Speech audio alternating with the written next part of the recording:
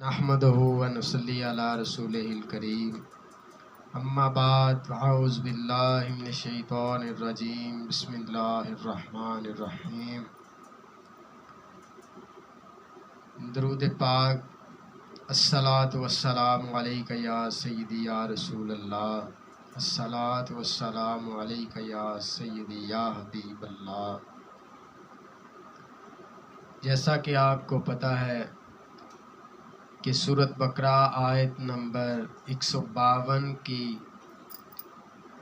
اس دن ہم نے پہلا حصہ ترجمہ تفسیر ان کی بیان کی تھی، تو اسی آیات مبارکہ کا دوسرا حصہ ترجمہ تفسیر وہ انشاءاللہ آج آپ کی نظر کریں گے۔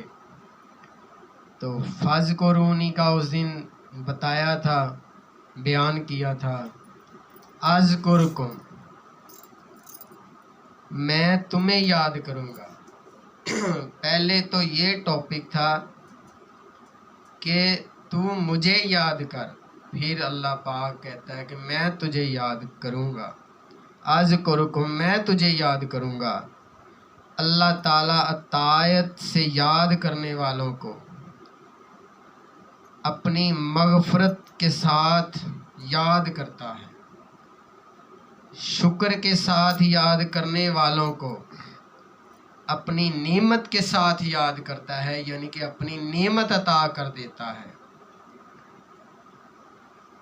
محبت کے ساتھ یاد کرنے والوں کو اپنے قرب کے ساتھ یاد کرتا ہے۔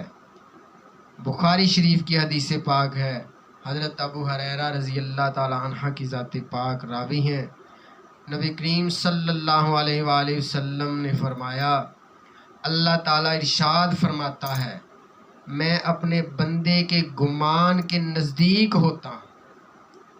کس وقت نزدیک ہوتا ہوں؟ جو مجھ سے رکھے اور جب وہ میرا ذکر کرے، جو مجھ سے محبت رکھے اور جب وہ میرا ذکر کرے، تب اللہ پاک فرماتا ہے کہ میں بندے کے گمان کے نزدیک ہوتا ہوں۔ کس وقت؟ جب اللہ فرماتا ہے کہ بندہ میرا ذکر کرتا ہے تو میں بندے کے گمان کے نزدیک ہوتا ہوں۔ یہ حدیث پاک ہے، میں اس کے گمان کے بھی نزدیک ہوتا ہوں۔ اور جب وہ مجھے اکیلا یاد کرتا ہے تو میں بھی اسے اکیلا ہی یاد کرتا ہوں۔ اور جب وہ مجھے مجمع میں یاد کرتا ہے، اجتماع میں یاد کرتا ہے، جیسے انسان اکیلا نماز پڑھتا ہے تو وہ اکیلا ہی ہوتا ہے اور اللہ بھی اکیلا ہوتا ہے۔ اور جب وہ مسجد میں جا کے نماز پڑھتا ہے جماعت کے ساتھ، تو اللہ پاک بھی اپنے فرشتوں کو اکٹھا کر کے پھر دکھاتا ہے، بتاتا ہے کہ وہ دیکھو میرا بندہ جماعت کے ساتھ نماز پڑھ رہا ہے۔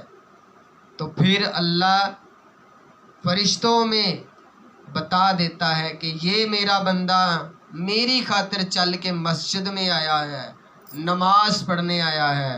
تو اللہ پاک فرماتے پھر میں بھی اس کو مجمع میں یاد کرتا ہوں، اور اگر وہ بالشت بھر میرے قریب ہوتا ہے تو میں گز بھر اس کے قریب ہوتا ہوں۔ کیسی بات ہے! جتنا آپ اللہ کے قریب جائیں گے، اللہ اس سے زیادہ آپ کے قریب آئیں گے۔ تو میں اگر وہ گز بھر، پھر آگے اللہ پاک فرماتے ہیں اگر بندہ گز بھر میرے قریب ہوتا ہے تو میں 2 ہاتھوں کے پھیلاؤ کے برابر اس کے قریب ہو جاتا ہوں۔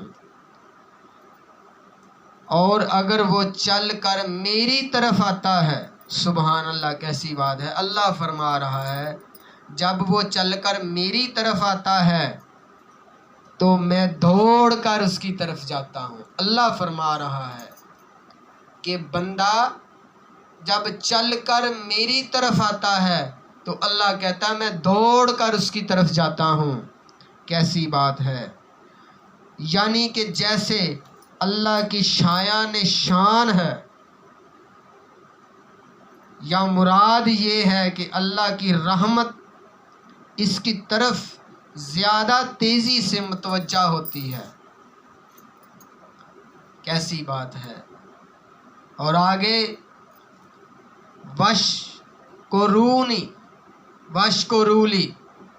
وشکرولی اور میرا شکر کرو، وشکرولی میرا شکر کرو۔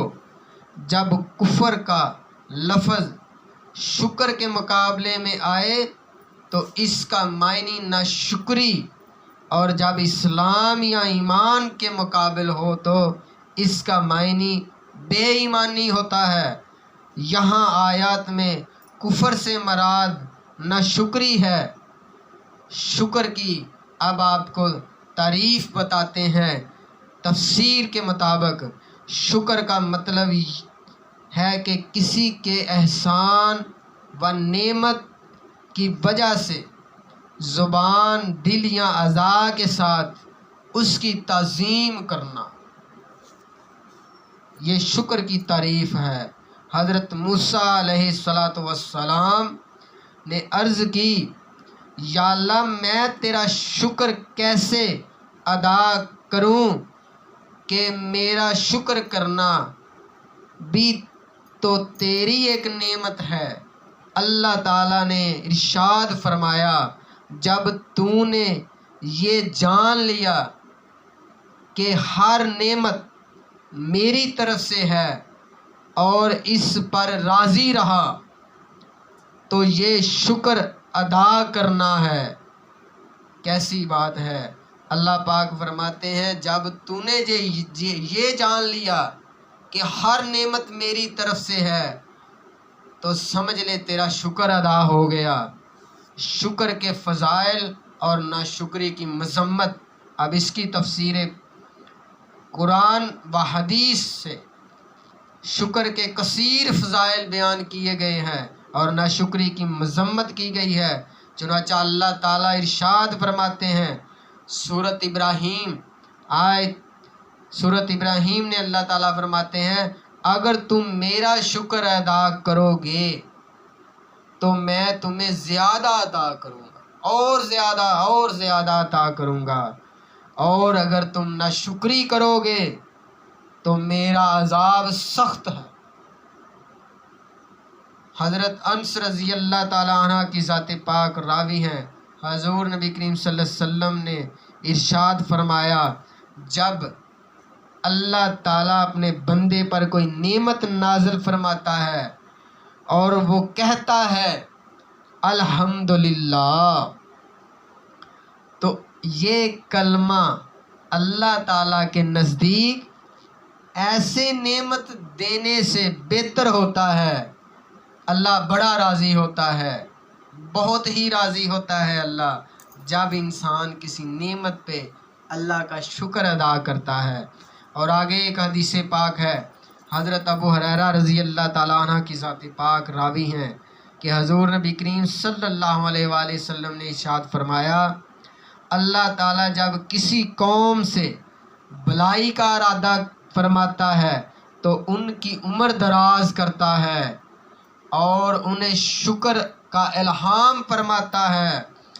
اور آگے ایک حدیث پاک حضرت کعب رضی اللہ تعالیٰ عنہ کی ذات پاک فرماتے ہیں، اللہ تعالیٰ دنیا میں کسی بندے پر انعام کرے، پھر وہ اس نعمت کا اللہ تعالیٰ کے لیے شکر ادا کرے اور اس نعمت کی وجہ سے اللہ تعالیٰ کے لیے تواضع کرے تو اللہ تعالیٰ اسے دنیا میں اس نعمت کے نفع دیتا ہے اور اس کی وجہ سے اس کے آخرت کے درجات کو اللہ بلند فرما دیتا ہے۔